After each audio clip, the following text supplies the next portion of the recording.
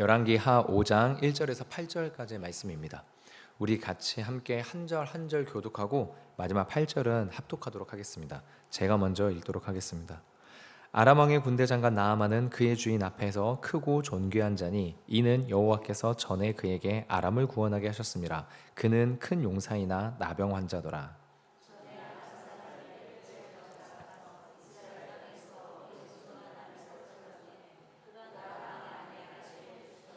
그의 여주인에게 이르되 우리 주인이 사마리아에 계신 선지자 앞에 계셨으면 좋겠나이다. 그가 그 나병을 고치리라 하는지라.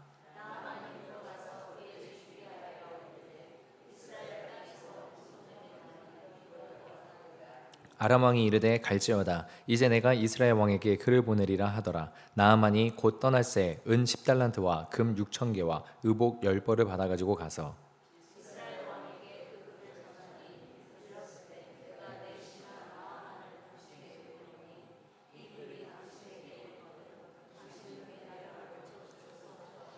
이스라엘 왕이 그 글을 읽고 자기 옷을 찢으며 이르되 내가 사람을 죽이고 살리는 하나님이냐 그가 어찌하여 사람을 내게로 보내 그의 나병을 고치라 하느냐. 너희는 깊이 생각하고 저 왕이 틈을 타서 나와 더불어 시비하려 함인 줄 알라 하니라.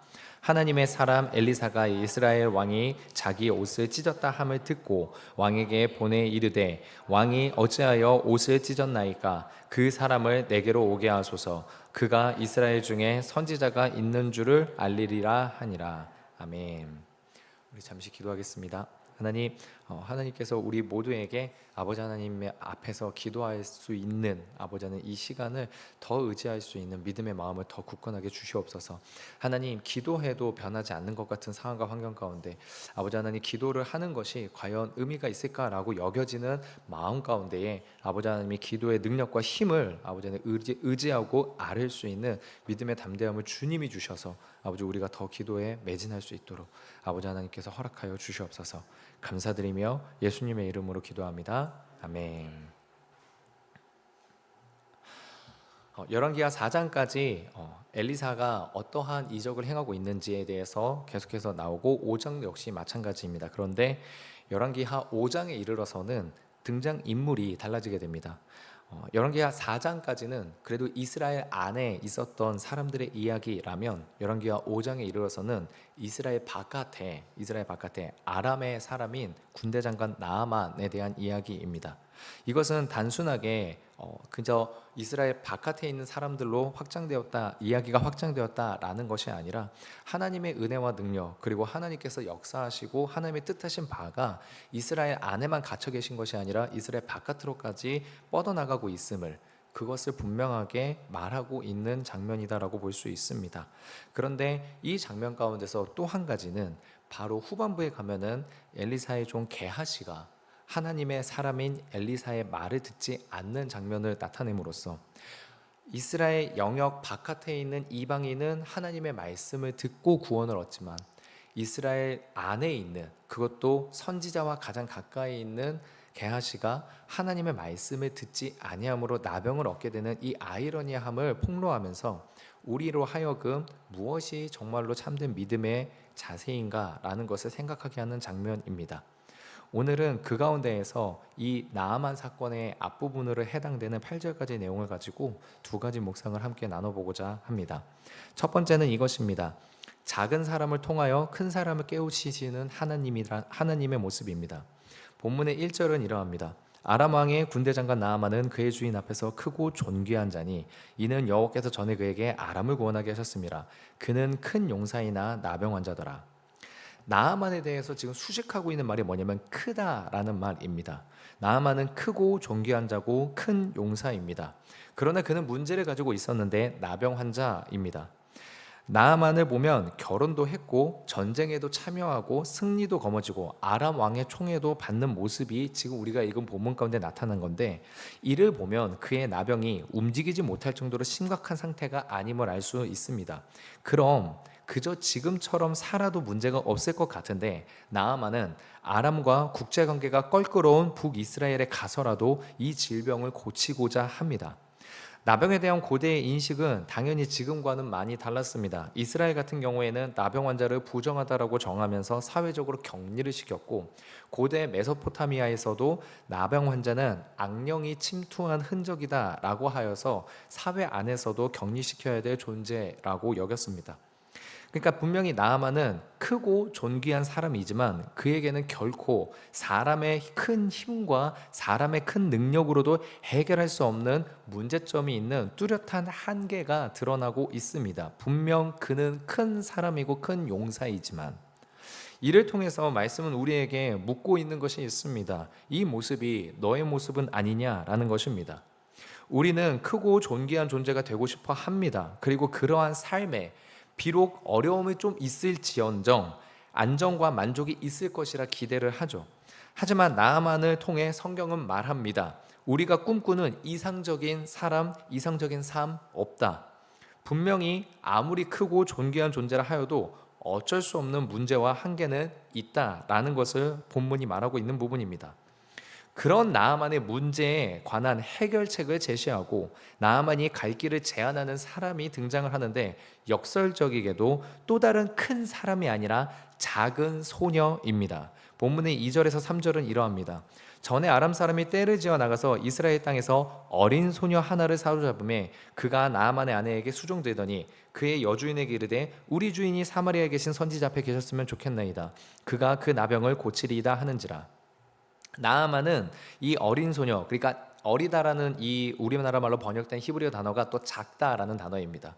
이 작은 소녀의 이야기를 아람 왕에게 말합니다. 그리고 아람 왕은 북이스라엘 왕에게 말을 전달하죠. 나아만이 가지고 있는 문제를 해결하기 위한 그 해결책을 제시한 작은 소녀의 말이 크고 존귀한 나아만, 그리고 동일하게 크고 존귀한 아람 왕, 크고 존귀한 북이스라엘 왕들, 그들을 움직이고 있다라는 것입니다.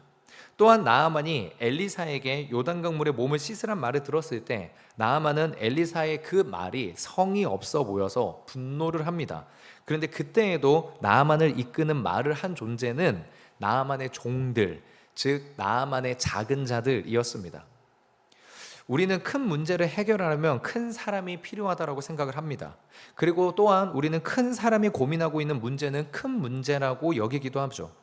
하지만 실상 큰 사람이 고민하고 있는 바도 한 사람의 한계점일 뿐일 때가 있고, 아무리 큰 사람들이라도 해결하지 못하여 저렇게 큰 사람들도 해결하지 못하는 것을 보니 이 문제는 너무나도 큰 문제고 나는 절대 해결할 수 없겠구나 라고 착각하게 되는 경우가 종종 있습니다. 하지만 하나님은 의외로 작은 소녀 한 명을 통하여 큰 사람들의 문제를 해결하게 하시고, 모두가 큰 문제라고 여겼던 일들도 작은 자들을 통해서 얼마든지 해결하시기도 하는 분이시다라는 것입니다. 실제로 1960년 미국 남부에 피부색에 따라서 식당 좌석까지 구분하는 인종차별적인 제도가 아직까지 남아 있었던 때입니다. 한 사람이 해결할 수 있는 문제는 아니었죠. 인종차별 문제니까요. 오랫동안 법과 관습으로 사람들의 편견 속에 굳어져 있는 사회 문제였습니다. 그런데 그때에 1960년 2월 1일에 흑인 대학생 4명이 그 한 백화점 식당에 들어갔습니다. 그들이 어떤 대단한 권력을 가진 사람들도 아니었고 유명한 사회운동가도 아니었습니다. 그저 대학의 신입생들이었습니다. 그들이 한 일도 거창하지 않았습니다. 백인들만 앉을 수 있다라고 말하고 있는 그 식당의 의자에 앉아서 커피 한 잔을 주문했습니다. 당연히 종업원은 그들에게 커피를 팔 수 없다라고 대답했죠. 그래서 나가라는 요구도 받았지만 4명의 학생은 폭력을 사용하지 않고 그냥 그 자리에 앉아 있었습니다. 처음에는 의자 4개에 앉아 있었던 이 학생들의 움직이며 다음 날이 되고 그 다음 날이 되고 그 다음 주가 되자 점점점 사람들이 늘어나기 시작했습니다. 얼마 지나지 않아서는 수백 명이 참여하게 됐고 그 움직임이 미국 남부 여러 지역으로 확산되었습니다. 그리고 그해 10월에는 당시 흑인 인권 운동에서 가장 크고 힘이 있었던 마틴 루터 킹 주니어 목사도 이 시위에 동참하게 되었다라는 것입니다. 여러분, 작은 사람이 언제나 세상을 바꾸지는 않습니다. 그러나 하나님께서는 큰 사람들이 해내지 못하는 일, 보지 못하는 길을 작은 사람을 통해서도 알게 하시고 가게 하시고, 그로 인해서 어마어마하게 커 보이는 문제들의 해결책을 시작하게 하시는 분이 하나님이시다라는 것입니다. 나아만은 분명 크고 존귀한 자였습니다. 아람 왕도 북이스라엘 왕도 각자가 한 나라의 왕으로서 크고 존귀한 자들이었습니다. 그러나 아무리 큰 사람들이라고 하여도 해결할 수 없는 문제가 있습니다. 그리고 하나님은 너무나 작은 아이를 통해서도 그 문제의 해결의 시작점이 되게 하실 수 있습니다. 다른 사람의 크기와 문제의 크기, 그것들과 나를 비교하면 언제나 나는 작은 존재처럼 여겨집니다. 그러나 작은 내가 하나님과 함께하면 나의 크기는 하나님의 크기가 됩니다. 이것을 분명하게 붙잡고 있었던 사람이 오늘 본문의 엘리사입니다. 그는 8절에서 이렇게 말합니다. 그 사람을 내게로 오게 하소서. 그가 이스라엘 중에 선지자가 있는 줄을 알리이다. 엘리사는 자신이 크다라고 말하지 않습니다. 하나님의 선지자가 여기 있다라는 것을 증명하겠습니다라고 말을 합니다. 분명히 내 힘은 작고 나도 작은 사람이라는 사실 자체는 변하지 않을 수 있습니다. 하지만 하나님의 크심을 의지해서 기도로 나아가는 하루가 된다면 분명히 나의 발걸음도 작고 나의 손도 작을지 모르지만 하나님께서 그 작은 발걸음, 나의 작은 손짓에 30배, 60배, 100배가 되게 하실 줄 믿습니다. 그것을 우리가 신뢰하면서 오늘 하루 삶의 현장 속에 담대한 한 걸음을 내디딜 수 있는 기도의 응답들과 기도의 용기들이 우리 모든 성도님들에게 주어지기를 주님의 이름으로 축원드립니다. 두 번째는 이것입니다. 마음을 신뢰해야 말의 방향을 올바로 깨달을 수 있다는 것입니다. 본문의 4절과 5절은 이렇게 나와 있습니다. 나아만이 들어가서 그의 주인께 아뢰어 이르되 이스라엘 땅에서 온 소녀의 말이 이러이러하더이다 하니 아람 왕이 이르되 갈지어다. 이제 내가 이스라엘 왕에게 글을 보내리라 하더라. 나아만이 곧 떠날 새에 은 10달란트와 금 6,000개와 의복 10벌을 가지고. 나아만은 아내의 여종, 그러니까 그 작은 여자아이의 말을 자신의 왕에게 전합니다. 그러자 아람 왕은 나아만에게 가라고 하면서 그냥 보내지 않고 자신이 편지를 써서 북이스라엘 왕에게 잘 봐달라고 청탁을 해주겠다라고 합니다. 그런데 북이스라엘 왕은 아람 왕의 편지를 받고는 옷을 찢으면서 분개합니다. 내가 하나님도 아닌데 어떻게 나보고 나병을 고치라고 하냐. 이건 분명히 이 일을 빌미로 전쟁을 일으키려고 하는 아람 왕의 계략이다. 이 열왕기하 5장에 있는 내용을요, 여러분 자세히 보면요, 핵심 등장 인물들 간의 만남이 거의 없습니다. 거의 모두가 그저 말을 전달하고만 있습니다. 문제는 무엇인가? 말이 전달되는 과정에서 왜곡과 오해가 일어나고 있습니다. 어린 소녀의 말은 짧고 간결하지만 핵심을 말하고 있습니다. 사마리아에 있는 선지자에게 가면 병이 났습니다. 나아만이 어린 소녀가 자기 여주인에게 말을 했고, 이 여주인은 남편인 나아만에게 말을 하고, 이 나아만은 아람 왕에게 말을 전하는데, 아람 왕은 이 말을 정치적 언어로 바꿔서 이스라엘 왕에게 편지를 쓰고, 이스라엘 왕은 이것을 군사적인 도발로 이해를 해서 분노하고 분개합니다. 여러분, 어째서 이렇게 이 5장은 말을 계속해서 전달을 하고 그 안에서 말의 방향의 왜곡과 오해가 일어날까요? 여러분, 그 가운데서 우리가 보는 건 뭐냐면 신뢰에 대한 부재입니다. 신뢰하지 못하는 장면. 아람 왕은 나아만의 말을 곧이곧대로 신뢰하지 못합니다. 그래서 자신의 시야 안에서 자신의 이해 수준에서 재해석을 합니다. 이스라엘 왕도 마찬가지입니다. 아람 왕의 말을 곧이곧대로 신뢰하지 못합니다. 그래서 군사적 계략으로 오해를 합니다. 뒤에 가면 요단강물에 몸을 씻으라는 엘리사의 말을 나아만도 곧이곧대로 신뢰하지 못합니다.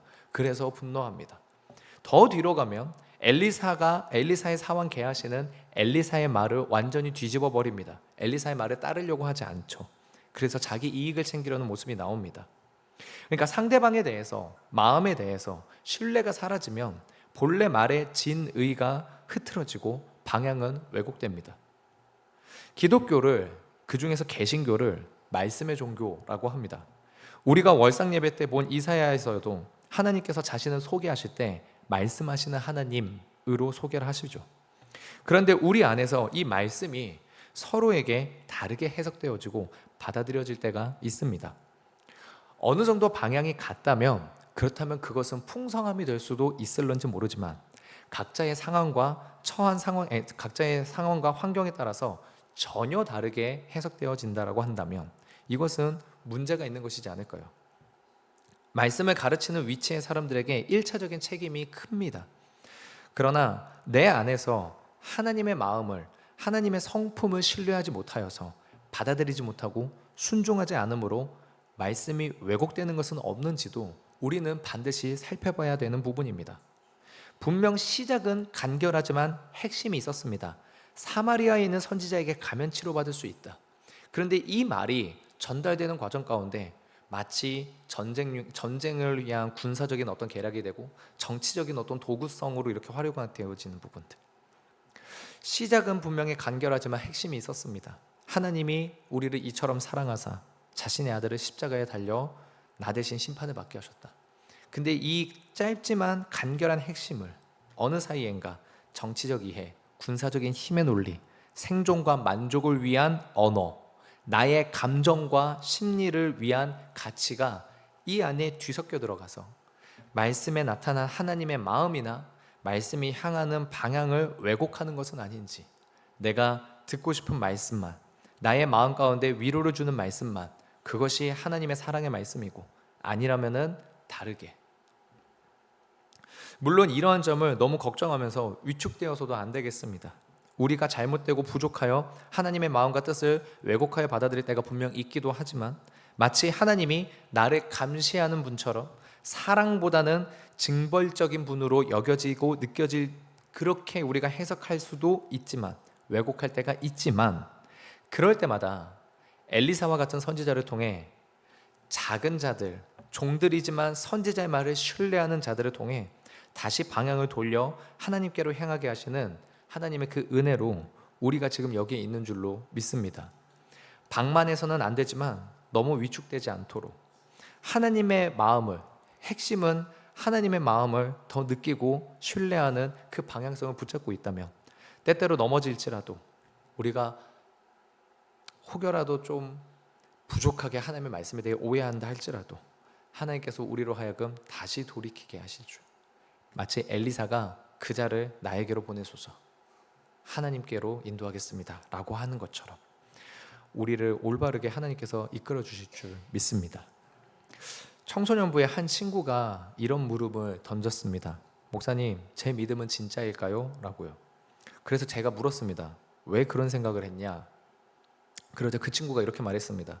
하나님의 더 알고 싶은 마음은 분명히 있는데 설교 말씀을 들어도 까먹고, 그리고 순종해야 되는 것 같은데도 순종을 안 하는 순간이 제가 너무 많아요.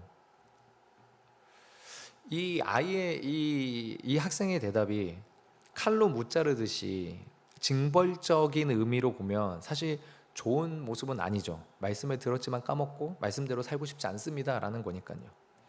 하지만 이 아이의 마음이 하나님을 알고 싶다고 고백하는 그 마음이 사실 말씀에 나타난 하나님의 마음과 합해지고 있는 마음은 아닐까요? 말씀에서 나타난 하나님의 마음과. 오늘 하루 나를 사랑하셔 자신의 아들을 내어주신 하나님의 마음을 신뢰하며, 그래서 그 하나님이, 그 예수님이 구하라, 두드리라, 찾으라 하신 말씀 그대로 기도하고 간구하여 주님의 마음을 더 깊이 깨닫고 나아가는 하루가 된다면, 그렇다면 오늘 하루 비록 우리가 조금 우리의 마음 가운데 감정적으로 섭섭한 일이 생기고 우리의 육신이 조금 힘든 상황이 있다 하더라도 하나님과 함께 은혜였습니다라고 고백할 수 있는 하루가 되지 않을까 싶습니다. 그러한 하루로 우리 모든 성도님들이 오늘 하루를 살아갈 수 있으시길 주님의 이름으로 축원드립니다. 기도하겠습니다. 하나님, 우리 모든 성도님들 정말로 하나님께서 은혜를 베풀어 주시사 아버지 하나님의 마음을 더더욱 깨달을 수 있게 하여 주시옵소서. 아버지 하나님, 저와 우리 성도님들 모두가 다 말씀 가운데서 주님의 마음을 깨닫지 못한다면 하나님의 말씀을 다 왜곡하고 오해하고 아버지 하나님, 우리가 방향을 잘못 잡을 수밖에 없는 부족한 자들임을, 못난 자들임을, 죄인임을 고백합니다. 하나님, 그런 우리에게 주님의 말씀을 올바르게 깨달을 수 있는 주님의 마음을 부어주시고, 그렇게 아버지 하나님, 작은 우리가 주님의 마음을 깨달았을 때 우리가 용기 내어 하루를 살아가고 기도로 한 걸음 내디딘 오늘 하루가 하나님 앞에서 놀라운 큰 역사가 됨을 아버지 우리가 볼 수 있는 그날을 허락하여 주시옵소서. 감사드리며 이 모든 말씀 나사렛 예수 그리스도의 이름으로 기도합니다. 아멘.